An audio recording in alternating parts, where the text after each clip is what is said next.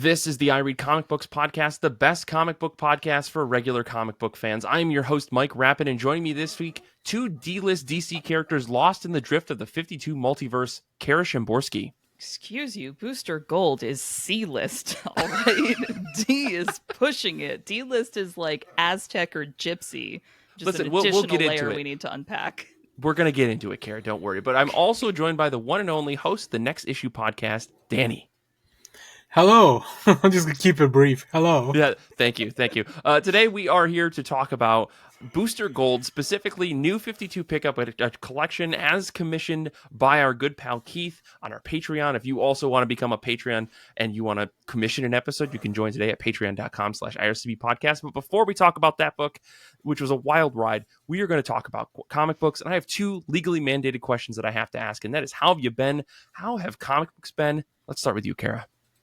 Okay, first of all, how dare you ask how I am the same day that I watched The Creator in movie theaters? I don't know what this movie is. Can you explain to the folks at home and me what this is, please? I don't want to. I just want everyone to go watch it. Just go in cold like I did. I had seen a poster for this movie in my local movie theater a few months ago, and instantly my brain said, that looks like Star Wars Rogue One, and then I got closer, and then I saw the subheader is from the creator of Star Wars Rogue One, and I was like, great, okay, cool, I'm in. Okay. I don't need to know any further information, I'm in. And I knew it had something to do with AI, and I've had a lot of feelings about AI recently, so I was like, I don't know about this, but then one of my friends went and loved it and said, you have to go, and I was like, great.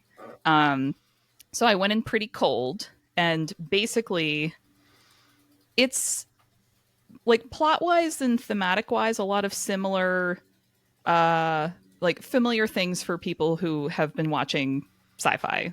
There's What do we do when robots become sentient, etc. Geopolitical tensions, etc. What is humanity? How are we as humans? What does it mean to be human? And they weren't saying it, but you do the whole does being sentient mean that you have a soul? What is having a soul? Etc. But the thing that I found so gripping about this film is the lush texture of it, the world building. It felt real. It felt like attainable sci-fi. I think this is best summed up by the dudes sitting behind me in the theater. The second the credits start rolling, one of them just goes real loudly that cost $80 million. That looked better than anything Marvel or DC or Disney has done ever. Stop paying these executives millions of dollars to do nothing. That's amazing. Yes, that's it. That's the quote. Oh, it was just, I left that movie in a fugue state. I didn't listen to music for the next, I got in my car, I drove silently to a restaurant so I could eat lunch by myself and just contemplate everything that I had just seen. It's when some movies you watch and the credits roll and you're just my brain has not left this movie. I am still inside this movie and I have a lot of feelings that I don't. That was me. It's been a while since a movie has made me felt that way. So I implore you to go see The Creator while it's still in theaters. Okay, you've sold me. I've never heard of this movie, and I'm sold 100%. Also, folks in the chat are saying that it's very good. It's so good. Also, the lead, it took me halfway through the film to realize this. The lead is Denzel Washington's son, and he's so good. Whoa. Yeah. Okay. Yeah. Even more reasons to go see this. Even That's more reason. incredible. It just the whole thing felt so real. I was like, yes, I can. Yes. It was okay. It was really, yeah. Okay. And if you've been to Southeast Asia, it's just I don't know, they capture the aesthetics so well. And it they make this fictionalized version of Southeast Asia that feels like that is what Southeast Asia could look like 50 years from now. Oh, please go watch it. Thank you. But anyway, so my mind since then has been reeling. And I see. Then I read a bunch of comics and I read 52 Pickup and I was like, how can I go from The Creator to 52 Pickup that we'll talk about on this show? So I was in this very introspective swirl of different ethics and morality and the future and who are we and what are we doing, and it is into this mind morass that I read Dracula #1 from Image. Which, oh boy. Ooh. Well, which all of us read, so we can all talk about in a shocking plot twist for regular listeners. We all read the same book this week. That is not the show topic. Well, fortunately, Image was nice enough to give us a nice preview at this book. They sent over a copy, which was it's from my favorite creative team on the planet right now, which is James Tynion and Martin Simmons. And if you've never heard of them, maybe you have. You've seen their book, Department of Truth, which is maybe the best Image book that you can buy, in my opinion. But they're also working on this 5-issue miniseries called Universal Monsters, Dracula. And we read the first issue. So, Kara, what's this book all about? So, I don't know if you've read the original Dracula. I myself happen to have a copy of it right here. Oh, actual Bram Stoker's Dracula? Actual Dracula. So when I first read the actual Dracula novel, I was surprised by all these characters that we don't know about in pop culture. Because I think at this point, Western pop culture has pretty firmly become saturated with, we know who Dracula is, we know who Van Helsing is. Your mileage may vary on knowing who Mina Harker is if you were really into League of Extraordinary Gentlemen. And then there's like a bunch of other characters in this book where you're just like, they take up a lot of the book and we just don't know about them. And one of those characters is Renfield, who's this dude in a psych ward who's eating bugs and saying weird cryptic shit. And he's like a recurring character, and he is almost unknown in like general pop culture. And the first issue of this comic book focuses on him in a way that is strikingly similar to how the Joker is portrayed in Arkham Asylum. There's a lot of like hollowed out eyes and abstract, like the face is not fully defined to reflect the inner mental state. So I thought it was an interesting approach to start a Dracula book talking about one of these characters that's not as well known, because it gives the creative team a little more leeway to do what they want with that.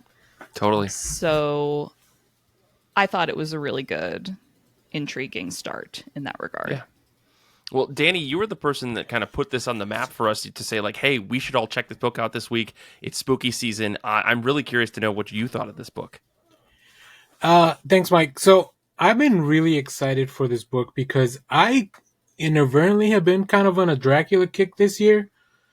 There was the Renfield movie, which was weird that Renfield is having kind of a moment in 2023 because, like Kara mentioned, he's not a very well-known character in pop culture. Sure. I only know about Renfield from the Renfield movie, which was not very good, but at least I learned who the character was. And then I also watched The Last Voyage of the Demeter, which is based on a chapter from the Dracula novel. So, like, there's all this tangential Dracula stuff. Of course, I also love James Tynion. I love Martin Simmons. I will say I'm not, like, too knowledgeable about Universal Monsters, but I love the concept as a whole. Like, when Universal was like, yeah, we're going to do a whole new movie universe, and we're going to start with Dracula Untold. And then that went nowhere. Yeah. And then they tried again a couple more times, and that went nowhere. I was very excited and then disappointed. But I saw Dracula Untold for the first time the other day, and I was like, why is this bad? Like, it does not have to be this bad. I didn't even know that was supposed to be the kickoff for their monster universe. I thought the kickoff was The Mummy starring... that was the second attempt. Okay. Yeah. And that's where they were like, and the gang's all here. And I was like, oh, this is cool, except this movie also sucks. Why does this movie suck? Yeah. But this comic does not suck. This comic is amazing. It is amazing. Like, I don't understand how James Tynion can do everything that he's doing in comics. Like, all the things that he's writing. And then, obviously, this isn't a creator. There's a letter in the back of the book, actually, that I normally don't read stuff. But, I mean, this is James Tynion talking to the audience. So, of course, I want to check it out. Where he talks about that, how it's a little bit different. It's kind of like creator-owned, but not really. Like, so they have a whole plan for this, which I'm sure as Skybound gathers IP roll out into their comics. And then Martin Simmons' art. Oh, my God. There's just some really haunting stuff. Great. I can't wait to get this physically because there's a few pages that are broken up in the PDF that it's a full spread that you need to see all together. So yeah, very excited. I'm glad we all read it. And but Mike, what did you think of the book? Well, I did want to respond a little bit to one thing you said. You asked Uh-oh. how can James Tynion do all of this? I feel like a lot of this book is carried by Martin Simmons. Like James Tynion, I think we all know, very talented writer. On the whole, I think he's made more better books than worse. This is one of those better books, I think. But for this specific issue, I feel like the art carries it so much. It really didn't matter what Renfield was saying, what all of the extra characters in the book were saying. This book could have carried itself as a silent comic with just Simmons's art because everything is so well depicted in the art. But yeah, this book is incredibly looking. I didn't know what to think at first because I was worried like, oh, this is just an IP farm thing. I think we're like swinging back from this. Everyone's doing IP, and then that kind of just all dipped down, and now Shadow or Skybound is doing their own thing. And for some reason, they're like hooking up with people that actually really want to tell stories. And whoever licensing these IPs are actually willing to take risks, right? Like Transformers #1, I felt was like a pretty big risk for a comic book. I feel like this Dracula book, they're pulling clearly from a lot of the older Universal Pictures movies. And it's, I think especially some of the stuff when we see Dracula in the book. But on the whole, this feels like a different perspective on a story that everybody seems to already know, which is Dracula gonna come suck your blood. That's the summary. That's the byline. He's right? coming. Dracula's coming. That's a different movie, but still, it's overall, I really liked the way that we got the weaving in and out of Renfield's mind to what was happening with Dracula, which makes me wonder what the hell is the rest of this book even going to be about. I hope it's not just this, but if it is, I'd almost be satisfied because it's such a beautiful like sequence of pages that we get about how Dracula operates in the night. There's not this, he's there, and then the next panel, he's at this person's neck. It's like a dream like state that we're getting to witness through Martin Simmons' art. So I'm very pumped about this. I really, really like this issue way more than I thought I was going to. My only thing is if they don't do a Creature of the Black Lagoon book, why did we even start this at all? Right. Like, why? Because the Creature of the Black Lagoon is cringe as hell, I think. But that's just me. Guillermo del Toro won an Oscar remaking that story. Okay. Listen, Guillermo del Toro could win an Oscar remaking like the Rugrats movie, okay? That's not about the story, okay? I would watch that. Guillermo del Toro, okay? I would watch that. It'd be very sad. Like, really, really sad. Yeah. Well, I'm glad that we all get to check this out. This is a pretty solid book, so I guess we'll have to follow up in subsequent episodes of the show as this series comes out. But I'm going to pitch things over to Danny. Why don't you tell us how you've been, what comics you've been reading? Well, Mike, you guys know I've been going all this weekend. I was at a convention that was Fan Festival. So physically, I am exhausted.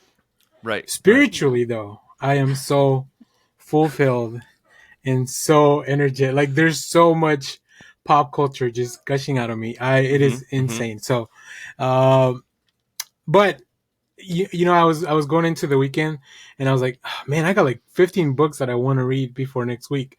But I'm not gonna get to any of them because we're gonna be at the convention and then we got the show. But I did read a bunch of stuff last weekend and it was hard to pick. But I'm gonna talk about Beneath the Trees Where Nobody Sees, #1 from IDW. This is a new book, which for the Twitch listeners, I mean for anybody that's watching live, I have right here. This is written by Patrick Horvath with letters by Hassan Otsman Elhau. In this book, let me give you a quick synopsis. Don't murder the locals. That's rule #1. This is a small town serial killer, upstanding citizen, an adorable brown bear, Samantha. She's our protagonist. That's the one cardinal rule. Do not murder the locals.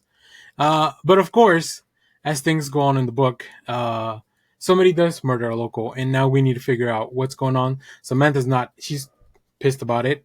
I don't normally like the whole this is this plus that, but they mentioned Dexter. Dexter meets Richard Scarry's Busy Town, and I was like, okay, well, I mean, I love Dexter, so I have to check it out. And I was not disappointed. This book has a beautiful juxtaposition of like this, like really, like almost like the art. It almost looks like it's from a kid's book. Mm-hmm. But the subject matter is not. It's about a serial killer who's very methodical in this small town.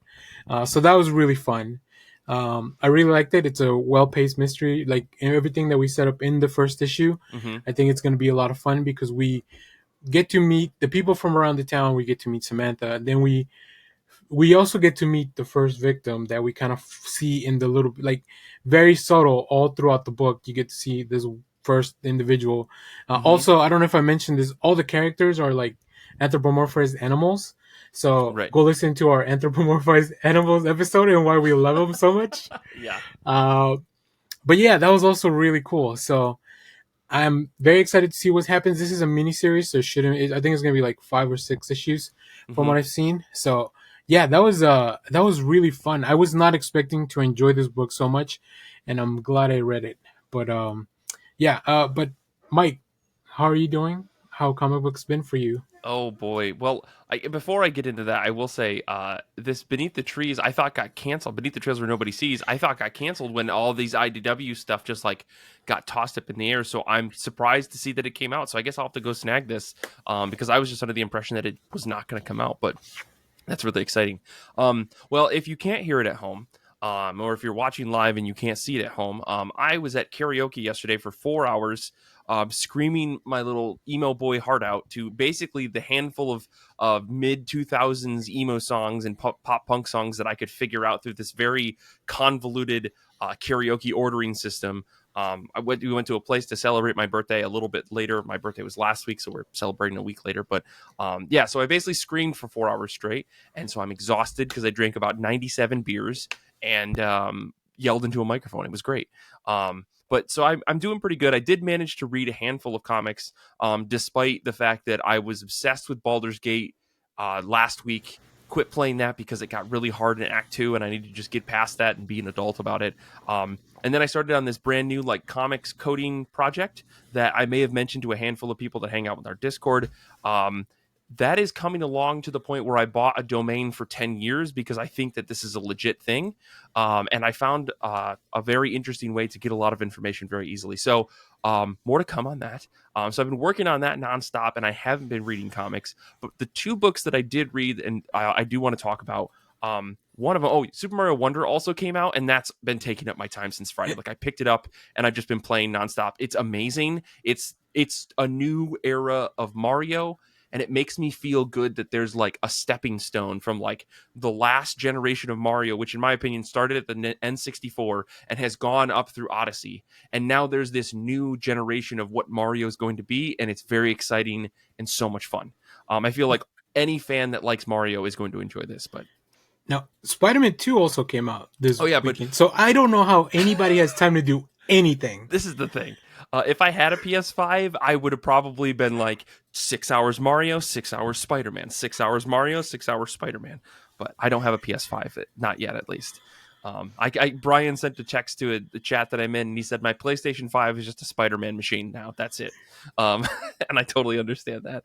But anyways, let's talk about comic books. I did read some books. I talked about this last week. Sports is Hell. It's a very tiny little book from Silver Sprocket. As you can see, it's like an 80-page book. It won the Eisner. This is by Ben Passmore. And I thought I understood what this book was about. And then you read it, and it hits you over the head with this idea that there are problems with white people and black people in America, and sometimes sports starts unintentionally builds chaos in a way that you don't see how it's going to boil over.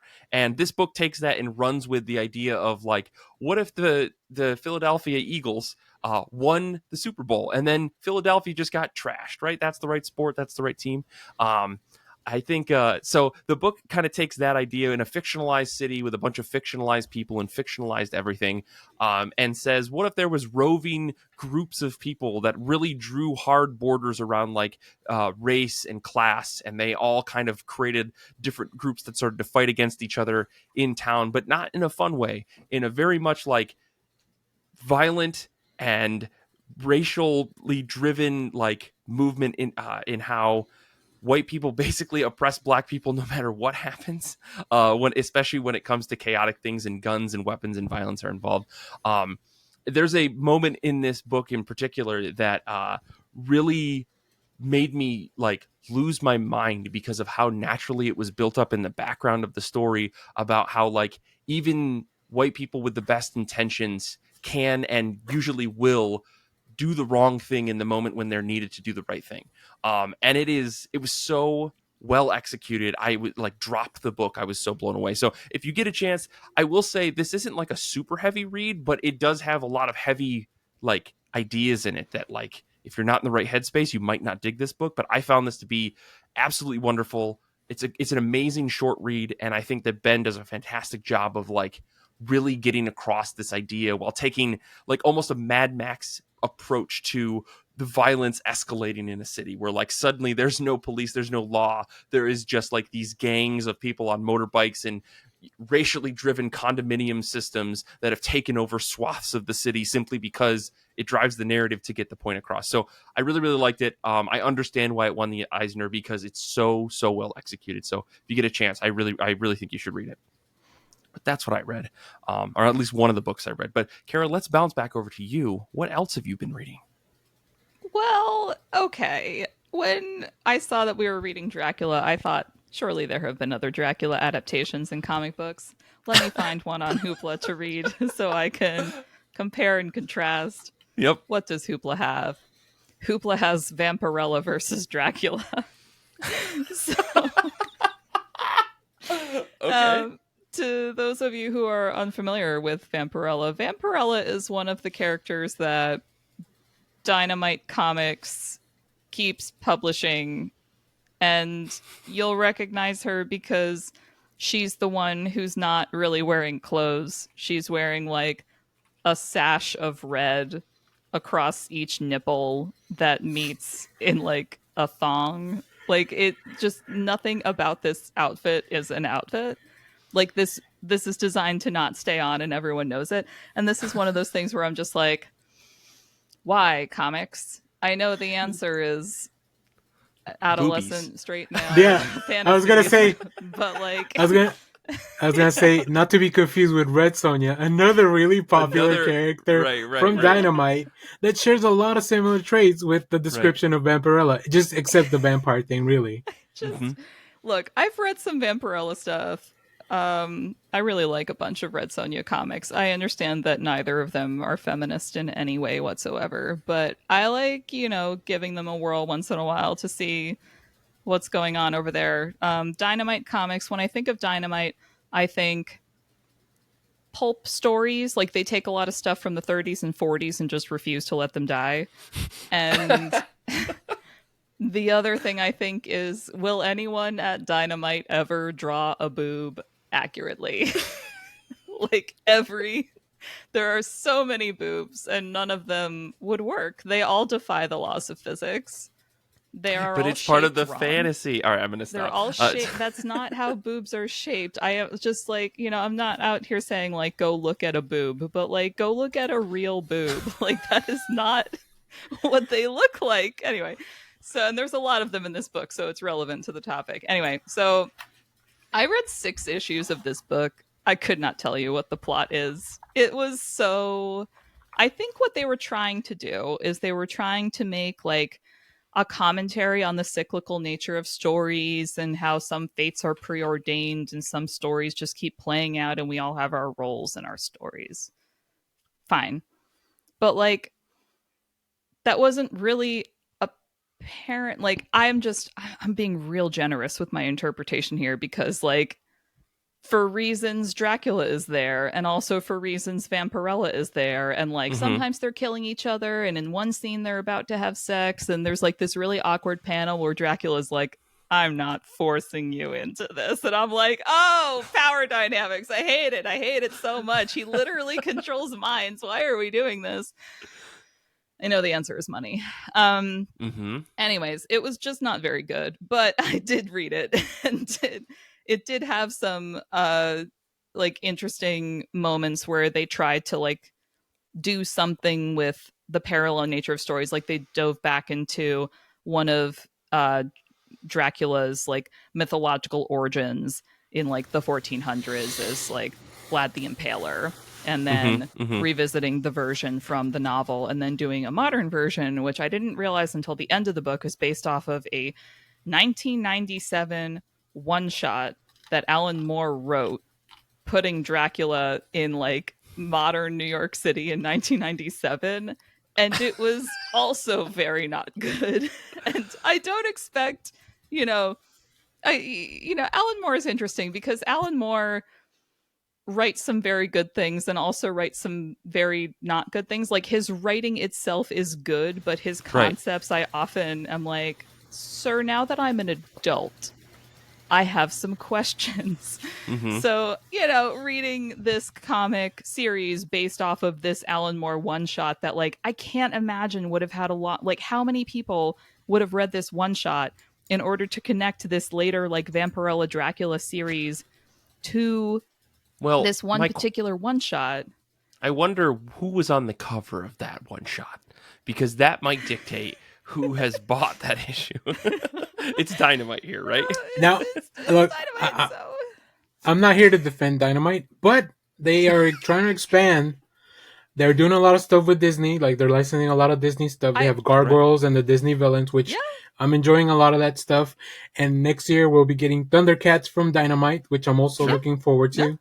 So Danny, I often read Dynamite if only to see what they're doing. I read a lot of Dynamite when they were doing their Project Superpowers run. Same. Of course, I read the Gail Simone Red Sonja.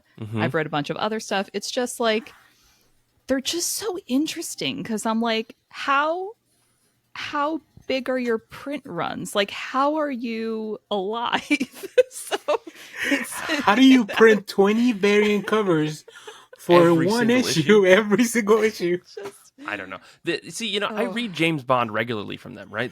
Philip Kennedy Johnson has been doing James Bond, and it's really good. But every single issue comes with a cover gallery at the end, and I'm like, why was there 7 variant covers for this issue? Who even reads this? I'm not. We may need to do a full Dynamite episode. Here's the thing. think we should do a Dynamite episode. It's such an interesting case. I have to almost refuse, though, because I do want to say this so that it is said. They do still actively work with known comics gator piece of shit, even Vince Skyver. So, like, it makes me feel yucky buying Dynamite books because I know that, like, in the grand scheme of money being dumped into a pool and then being funneled out back to things, some of my money may actually end up in his pocket, and that's the last thing that I want. But they haven't worked with him in a while. I don't know, like, should I boycott DC because they work with him for all those years? Like, that's a whole other discussion. But he is part of the variant cover problem at Dynamite, or at least was for a minute. So just putting that out there. Yeah, so we'll put a pin in the Dynamite discussion, but we can we can maybe find a way to do it. But before, we aren't going to figure that out here live. Instead, I want to pitch back over to you, Danny, and talk about another book that you've read. Well, I love continuity, and last episode, when Kate visited Mike, she talked about a manga that she was reading, Star Wars Leia, Princess of Alderaan. So I read Volume 1. Kate talked about it Volume 2 because she's ahead of me.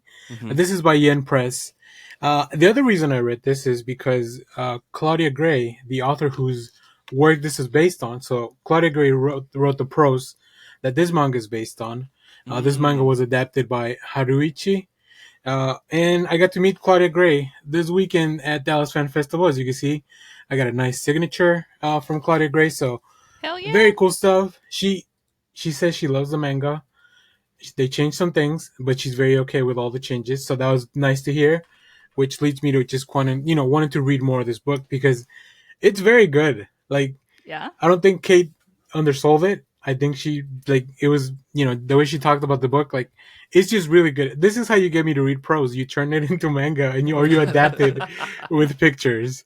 I love the art. I love the character designs. And I just love seeing Leia. Like, we know most of Leia's life, right? We've seen her now from the time she was born to the time she was an infant, right, to when she was in her late teens fighting, Darth Vader or whatever, and all the way to the end of the line. So, like, just seeing more of that, like how she became the person who she was, and all the people around her, you get to see a lot of the young younger versions of the characters. Like Mon Mothma is mentioned in the book, and of course Leia's parents are in it.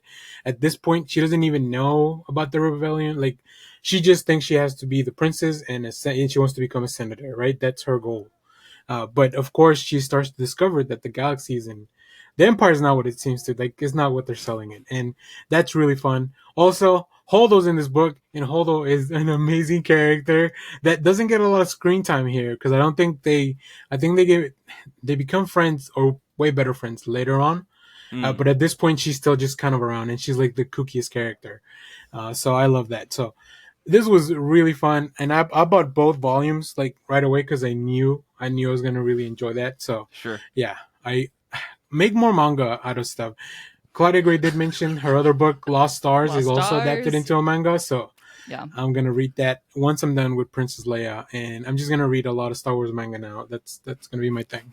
I love Danny, that. I'm gonna making a custom shirt that just says "Make more stuff into manga," as if there isn't enough. Because there isn't enough. Yeah.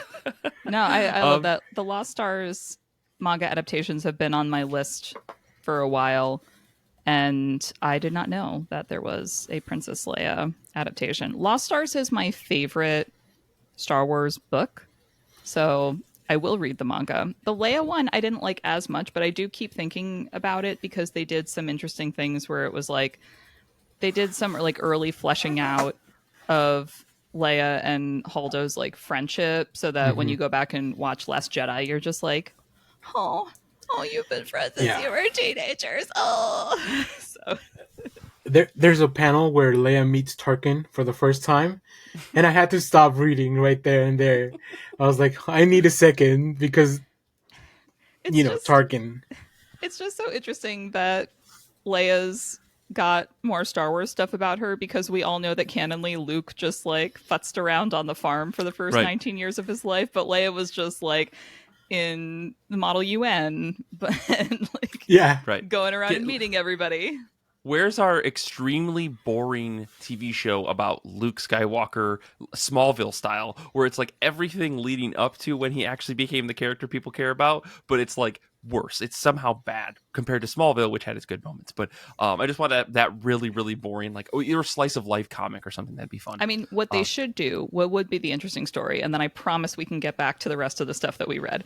What they should do is make the slice of life Tatooine show about Biggs Darklighter, who did join the Academy and then joined the Rebellion. Like, we need to see the Biggs Darklighter story and see, like, then it like ends with him and Luke meeting in A New Hope. Like, just one season, it'll be so good. There's so much dramatic arc potential.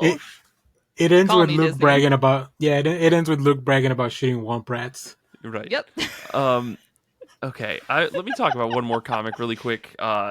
Lest we never get away from Star Wars ever. I read this other book called Council of Frogs. This is by Matt Emmons. It's a book that I back on Kickstarter a little while ago, and it's an absolutely adorable book. The light here is like very bright, but you can see like the art is essentially the vibe that this book goes for, and the vibe is very, very good.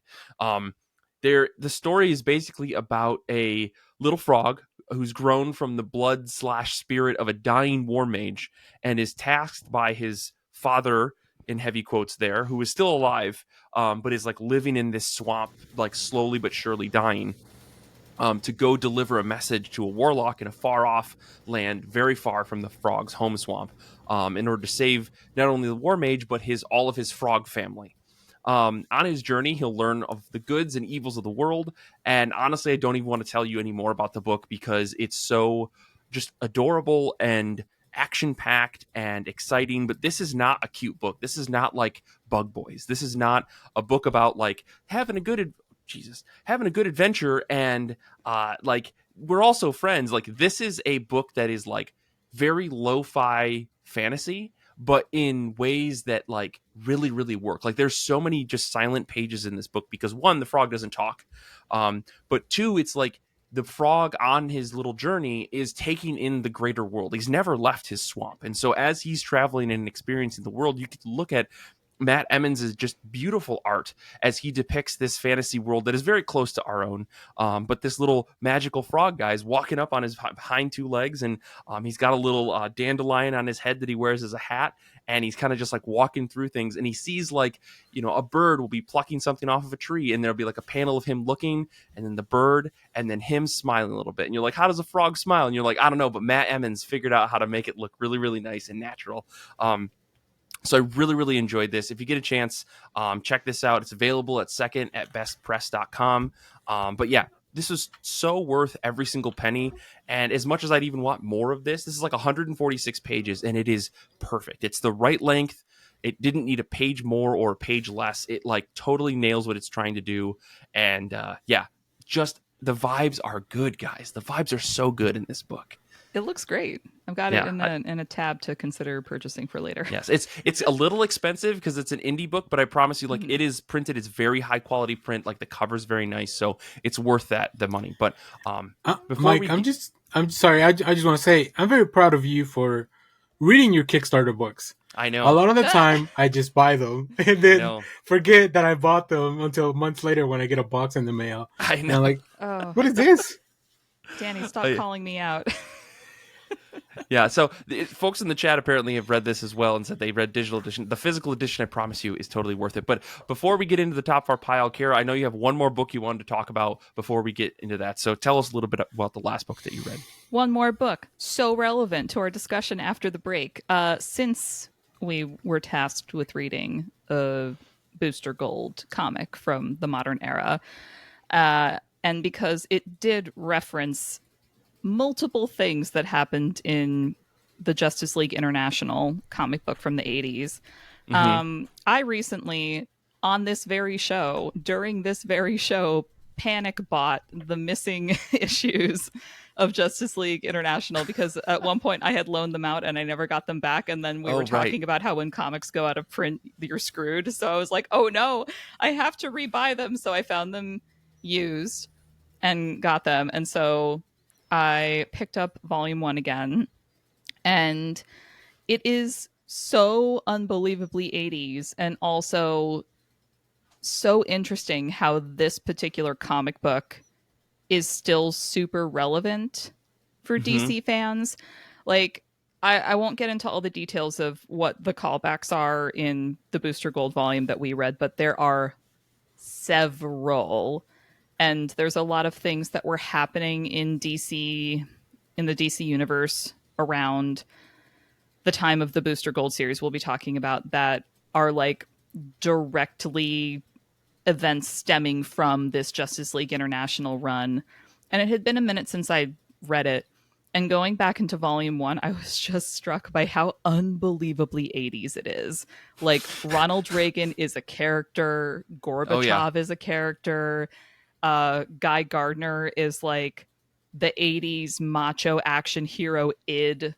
Like, every single panel he's just obnoxious, and I'm like, oh, you would have voted for Trump. Like, he's just awful. And like, you know, one of my favorite parts in the book is where Batman punches him because he's being so obnoxious, and Black Canary is depressed that she missed it because she was out of the room. She was just like, you know, because Guy groped her in an earlier panel, and she was like, you know, speaking of her, though, this has grown on me. Black Canary really had a great 80s superhero costume. You know, superhero costumes change once in a while, and in the 80s and 90s, they were really trying some new and different things across the board. Black Canary is usually, you think like, oh, she's in the black leotard and the fishnets, and she's got the blonde hair and maybe a leather jacket. In the 80s, she's in like a full-on, like, she's covered from her neck down in like a jumpsuit that's like a little baggy, and there's like a just friggin' black canary wings coming off her shoulders in a reflection of the 80s like women's power suits at the time. She's got a black headband with her like Farrah Fawcett hair because it's the 80s and why not? Just everything about it is so sublime. So the one thing I will say about this book, and I'll get into more of it a little bit later, is just like, man, the writing is good. Like, I love a book that has good character dialogue and like character interactions. You can really see why this book has such resonance with the fans even today. And especially, like, you know about my goal to make everything gayer, but like Justice League International gave some of the most popular fan on ships to this day.